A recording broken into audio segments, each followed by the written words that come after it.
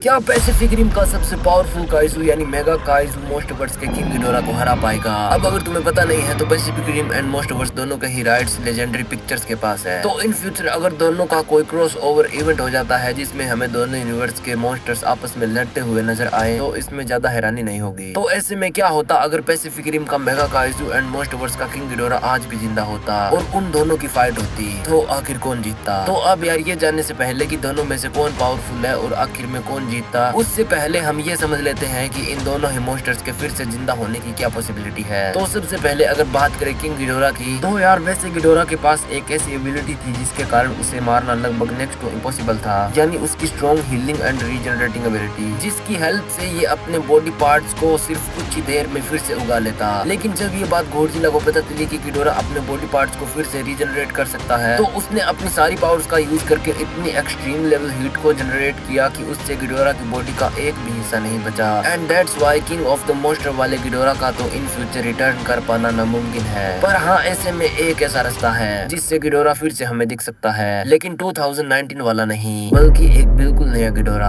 अब हाँ यार, जैसा कि हमें पता है कि गिडोरा बाकी के टाइटन्स की तरह अर्थ से बिलोंग नहीं करता था, बल्कि यार वो एक एलियन टाइटन था जिसके खुद का एक अलग प्लेनेट था। तो हाई चांसेस है कि वहाँ पर उसी के जैसे कई और भी रहा करते होंगे, और मे बी गिडोरा जैसा कोई और या फिर उसकी ही फैमिली का कोई और मेंबर इन फ्यूचर हमें दिख जाए। बाकी गिडोरा से अलग अगर मेगा काइजू की बात की जाए तो यार फर्स्ट ऑफ ऑल ये मेगा काइजू कोई शुरू से मेगा काइजू नहीं था, बल्कि ये बाद में जाकर बना था। अब कैसे? तो जब तीन बड़े बड़े साइज के काइजू आपस में मर्ज हो गए थे तब मेगा काइजू फॉर्म हुआ। अब इसमें दो कैटेगरी 4 के काइजू थे एंड एक कैटेगरी 5 का, लेकिन जब इन तीनों ने मिलकर एक मेगा काइजू बनाया तो वो यार लिटरली येकर से भी काफी ज्यादा बड़ा था। तो अब इन काइजूस के केस में जो बात अच्छी है वो ये कि ये भी बिल्कुल गिडोरा की तरह किसी दूसरी दुनिया से बिलोंग करते हैं और हमारी दुनिया में वो एक पोर्टल के थ्रू आए थे। और ये तो हमें मूवी में पता चल ही गया था कि उन काइजूस का असली मास्टरमाइंड वो खुद नहीं बल्कि एक एडवांस एलियन स्पीसीज है और वो ही उन्हें बना रही थी, क्योंकि वो इन काइजूस की हेल्प से अर्थ को बदल कर उसे अपने रहने लायक बनाना चाहते थे। एंड यार ये बात king Ghidorah and in kaiju को बिल्कुल एक जैसा बना देती है, क्योंकि अगर तुम्हें पता नहीं है तो अपने खुद के प्लेनेट से आने के बाद गिडोरा भी एक एडवांस एलियन स्पीसीज के कंट्रोल में था और उस स्पीशीज का मोटिव भी हमारी अर्थ को जीतना था। अब बेसिकली इस बात का पता हमें वहाँ से चलता है जहाँ से ओरिजिनली गिडोरा बिलोंग करता है, यानी तोहो के यूनिवर्स से, जहाँ पे यार गॉडजिला फाइनल वॉर्स में ये रिवील होता है कि गिडोरा असल में प्लेनेट एक्स की एक एलियन स्पीसीज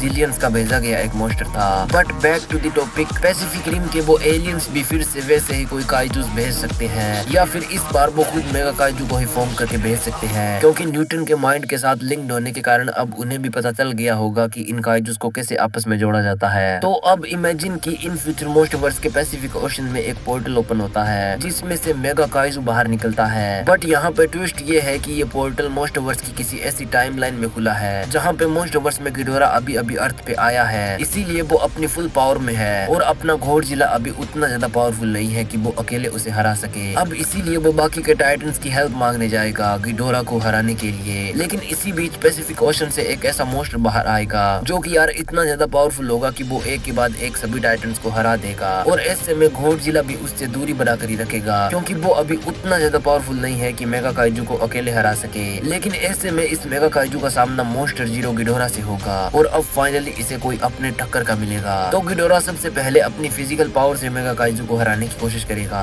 जहाँ अगर दोनों के फीट्स पर नजर डाले तो यहाँ सबसे पहले दोनों के हाइट एंड वेट की बात करते हैं। जहाँ सबसे पहले अगर बात करें मेगा काइजू की, तो मेगा काइजू तीन बड़े बड़े काइजूस का एक कंबाइन काइजू था, इसीलिए इसकी हाइट भी उनसे बड़ी थी। यानी राइजिन काइजू की हाइट जहाँ 350 फीट थी, वहीं मेगा काइजू की हाइट 500 फीट थी। लेकिन वहीं इसके ऑपोजिट अगर बात करें गिडोरा की, तो यार गिडोरा मोस्टवर्स का सेकंड सबसे बड़ा टाइटन है, मतलब शिमो के बाद ये सबसे बड़ा टाइटन है जिसकी हाइट 521 फीट है। यानी हाइट के मामले में तो यहाँ पे गिडोरा ही डोमिनेट करता है, पर वैसे दोनों की हाइट में कोई ज्यादा बड़ा डिफरेंस नहीं है, बस सिर्फ 21 ही फीट का है। लेकिन यार इन दोनों के वेट में काफी बड़ा डिफरेंस है। अब कैसे, तो उसका जवाब आपको कुछ ही देर में पता चल जाएगा। लेकिन उससे पहले हम दोनों की स्पेशल एबिलिटीज पर नजर डाल लेते हैं। तो यहाँ पे किंग गिडोरा के पास उसकी ग्रेविटी बीम एंड फ्लाइट है, वहीं मेगा काइजू के पास भी kinetic energy absorption and release ability है, जिससे कि यार वो गिडोरा के गेम चेंजिंग वेपन यानी ग्रेविटी बीम को तो बिल्कुल ही नाकाम कर देगा। यानी वो किसी भी बिजली या उस जैसी एनर्जी को एब्जॉर्ब करके उसे अपने दुश्मनों के खिलाफ यूज कर सकता है। और अगर गिडोरा एंड मेगा काइजू की लड़ाई होती है तो गिडोरा की ग्रेविटी बीम का यूज करने के बाद मेगा काइजू करेगा भी ऐसा ही, मतलब वो ग्रेविटी बीम को एब्जॉर्ब एब्जॉर्ब करके उसे गिडोरा के ही अगेंस्ट यूज करेगा, जिससे यार गिडोरा का ये वेपन उसके अगेंस्ट किसी काम का नहीं रहेगा। पर अब वो गिडोरा की एनर्जी का यूज उसी के against as electric shock waves करेगा। पर यहाँ पे इसका गिडोरा पे कोई असर नहीं होगा, क्योंकि इलेक्ट्रिसिटी को तो वो एज फूड सोर्स यूज करता है। क्योंकि जैसा कि हमने Godzilla king of the monster में देखा था कि उसने एक पावर प्लांट से वहाँ की सारी इलेक्ट्रिसिटी को एब्जॉर्ब कर लिया था, तो यहाँ पे मेगा काइजू के इस शॉक वेव का गिडोरा पे कोई ज्यादा खास असर नहीं होगा। एंड इसीलिए दोनों के एक दूसरे के अगेंस्ट अपने स्पेशल वेपन्स नाकाम होने के बाद अब दोनों एक दूसरे को अपनी फिजिकल पावर से मारने की कोशिश करेंगे। और यार यहाँ पे मेगा काइजू के पास उसकी टेल पे एक ऐसा वेपन है जो कि उसे क्लोज फाइट में एक अपर हैंड देगा, यानी उसकी टेल पे नुकीले कांटे जैसा कुछ है। एंड यार ये इतना ज्यादा स्ट्रॉन्ग है कि इसने एक येगर को आसानी से चीर दिया था। पर इसके अलावा मेगा काइजू फिजिकली भी इतना ज्यादा पावरफुल था कि उसने एक येगर को उठाकर बीच में से फाड़ दिया था। तो अपनी ये एबिलिटी मेगा काइजू गिडोरा के अगेंस्ट भी यूज करेगा और इससे गिडोरा को काफी डैमेज का सामना करना पड़ सकता है। लेकिन यार इससे गिडोरा मरेगा नहीं, क्योंकि अगर जैसे तैसे मेगा काइजू गिडोरा को इंजर्ड भी कर देता है तो गिडोरा अपनी रीजनरेटिंग एबिलिटी के चलते उसे फिर से हील कर लेगा। पर बारी अब गिडोरा की होगी, क्योंकि गिडोरा की भी टेल पर कुछ ऐसा ही वेपन है जिससे वो भी मेगा काइजू को इंजर्ड कर सकता है। एंड यार यहाँ पे जो एक मेगा काइजू की सबसे बड़ी वीकनेस है, यानी उसकी स्लो या फिर नामात्र वाली सी हीलिंग एबिलिटी, उसके चलते वो गिडोरा के हमलों से हील भी नहीं कर पाएगा। लेकिन खुद को फिर से रिकवर करने के लिए वो अपनी रोर का यूज कर सकता है, क्योंकि उसकी रोर गिडोरा के कंपैरिजन में इतनी ज्यादा पावरफुल है कि वो लिटरली बिल्डिंग्स को तोड़ के गाड़ियों को हवा में उड़ा के येगर्स के कदमों को लड़खड़ा सकती है। तो जैसे ही मेगा काइजू अपनी रोर का यूज करेगा तो गिडोरा भी अपनी जगह से लड़खड़ा जाएगा और अपने 3 ब्रेन्स होने के कारण मेगा काइजू जल्दी से एक ऐसा डिसीजन लेगा जो कि यार उसे जिता देगा, या फिर कम से कम उसे गिडोरा के चंगुल से तो छुड़ा ही देगा। तो यहाँ पे मेगा काइजू का गिडोरा के अगेंस्ट जीत पाना तो मुश्किल है, इसीलिए वो उससे बचकर भागने की कोशिश करेगा। क्योंकि अगर एक बार मेगा काइजू माउंट फूजी जैसे एक वोल्केनो के टच में आ जाता है तो उसके बाद लिटरली वो बहुत ही ज्यादा पावरफुल बन जाएगा।